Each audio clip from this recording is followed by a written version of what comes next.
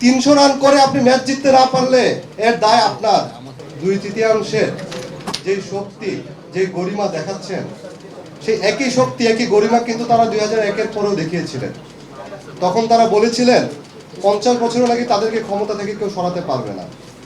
তারা এই 2/3 দোহাই দিয়ে প্রধান বিচারপতির বয়স বাড়িয়েছিলেন কোনো প্রকার রাজনৈতিক সমঝোতা ছাড়া, এবং তার ফলাফল 1/11 কিন্তু তাদেরকে ক্ষমতা থেকে 17 বছর দূরে নিয়ে গিয়েছিল।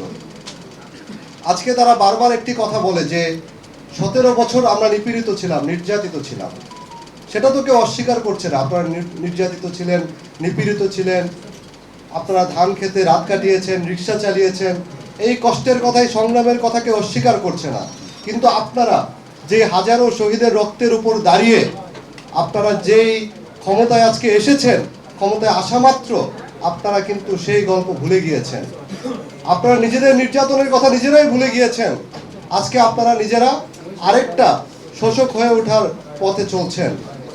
আমরা 2009 পরবর্তী সময়ে দেখেছিলাম, যখন তত্ত্বাবধায়ক সরকার ব্যবস্থা বাতিল করা হলো, সেই সময়ে এই জাতীয় সংসদে এইভাবে দাঁড়িয়ে তোফায়েল আহমেদরা নানান ধরনের রেফারেন্স নিয়ে এসে, সংবিধানের অমুক তমুক রেফারেন্স নিয়ে এসে তারা গর্বের সাথে তারা বলেছিল যে এগুলো কিচ্ছু না, তারা তত্ত্বাবধায়ক সরকার ব্যবস্থা বাতিল করে দিয়েছিল।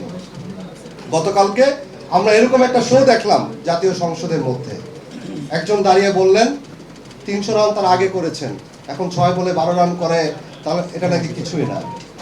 300 রান করে আপনি ম্যাচ জিততে না পারলে এর দায় আপনার।